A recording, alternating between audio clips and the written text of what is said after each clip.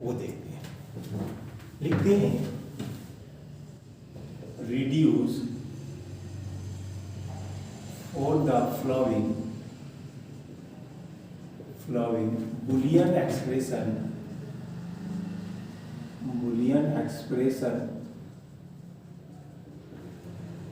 using k-map। f का value लिखेंगे a b c d बराबर पाई का वैल्यू है 0 1 3 5 6 7 10 14 और 15। इसको बनाएंगे कैसे देखिए। सबसे पहले काउंट करेंगे 1 2 3 4 4 वेरिएबल है तो 2 का पावर 4 बराबर 16। सबसे पहले हम लोग बॉक्स बनाएंगे स्क्वायर का।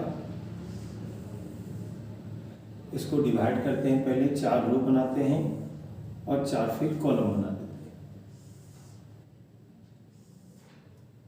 पहले काउंटिंग करेंगे 0 1 3 2 4 5 7 6 8 9 11 10 12 13 15 14।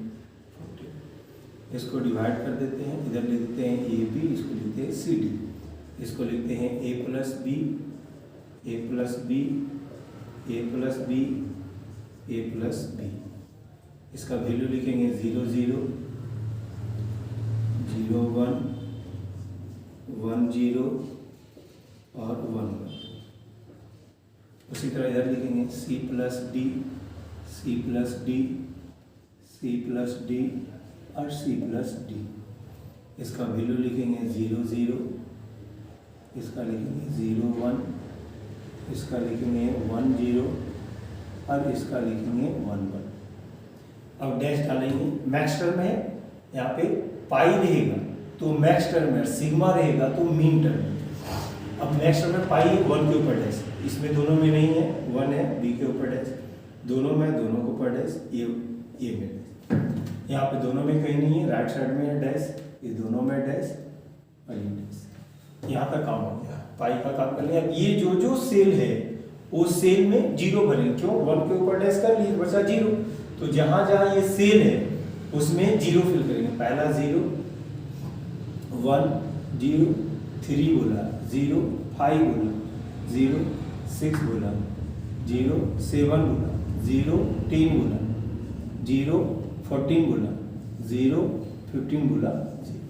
अब सबसे पहले इसमें ऑक्टल बनाएंगे तो देखेंगे ऑक्टल बना गया 1 2 3 ऐसे आ था 4 5 6 7 8 तो बनता नहीं बना। तो सबसे पहले हम लोग ये देखेंगे ये क्वाड, तो यहाँ पे हम लिख देते हैं क्वाड यानी था। फिर इस तरह से कर लेते हैं, पहले इसको भी हम क्वाड बना देते हैं। ये अकेला है, इसके साथ ये बन जाएगा पेयर, ये इसके साथ बन जाएगा पेयर। तो यहाँ पे हम लिख देते हैं पेयर 1 का। अब ये है मैक्स टर्म, तो कैपिटल एम से डिनोटेड किया जाता है। लिखेंगे मैक्स टर्म किसको घेरे हैं 0, ये आ जाएगा डॉट। फिर लिखेंगे दूसरा है m1, तो लिखेंगे m1 0 वाला का वैल्यू लिखेंगे a प्लस b प्लस इसका c प्लस d। इसका लिखेंगे a प्लस b प्लस इसका आएगा c प्लस d डैश। इसका कॉमन निकालेंगे, a मिलेगा प्लस b प्लस c। इसको डायरेक्ट ऐसे भी लिख सकते हैं, ये दोनों के लिए ये कॉमन आएगा तो a प्लस b, ये दोनों के लिए क्या कॉमन c, तो इसका आंसर होगा a plus b plus c। अब आ जाते हैं स्क्वाड में, क्वाड 1 में किसको किसको चारों घेरे हैं, लिखेंगे max term 1 dot max term 3 dot max term 5 dot max term 7। 1 वाला का सेल लिखेंगे a प्लस b प्लस इसका लिखेंगे c प्लस d डैश। फिर इसका लिखेंगे a प्लस b प्लस इसका लिखेंगे c dash plus d dash. 5 वाला का लिखेंगे यहाँ से a plus b dash plus इसका लिखेंगे c प्लस d डैश इसका 7 वाला लिखेंगे a plus B dash plus इसका लिखेंगे C dash plus D dash.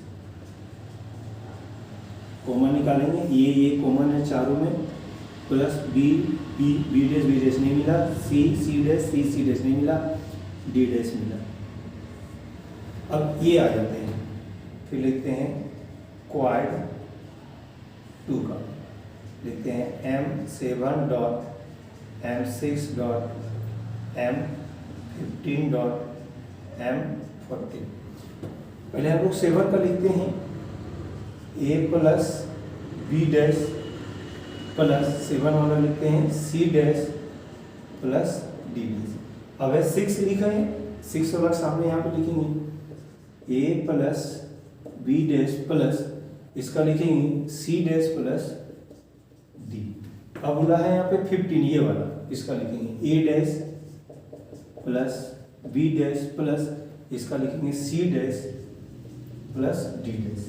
इसका 14 का लिखेंगे a dash plus B dash, a dash plus B dash plus इसका लिखेंगे C dash plus D.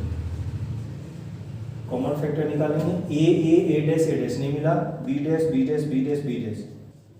Dash आया प्लस सी डैश मिलेगा। अब ये दोनों को हम पेयर लिखेंगे, यहाँ लिखेंगे पेयर 2, किसको M14 इंटू M10। 40 का वैल्यू हो जाएगा, 14 का वैल्यू हो जाएगा a dash plus B dash, इसका आ जाएगा plus C dash plus D, इसका आ जाएगा a dash plus B plus C dash plus D. इसका कॉमन आएगा a dash plus B dash नहीं मिला, सी डैश प्लस यहाँ पे आंसर लिख देंगे हम f का value a b c d बराबर, पहला वैल्यू आया a प्लस बी प्लस सी, लिखेंगे a प्लस बी प्लस सी का होल, क्योंकि ये प्रोडक्ट का था, डॉट लिखेंगे। फिर है a plus D dash dot, फिर है b dash plus C dash dot, हो गया a dash plus C dash plus D answer. अब जांचेंगे, इसको जांचना चाहेंगे तो जांच सकते हैं। जब ऑक्टल बनेगा, जब यहाँ पे ऑक्टल बनेगा तो यहाँ पे एक वेरिएबल आएगा, जब क्वाड बना रहेगा तो 2 आएगा, और जब पेयर रहेगा तो 3 में बचेगा, और जब ब्लॉक रहेगा, जब एक अकेला बचा हुआ रहता कहीं, तो उस वक्त 4 आएगा आंसर, 4 वेरिएबल का। तो आज तक के लिए इतना ही, फिर मिलते हैं अगले क्लास में।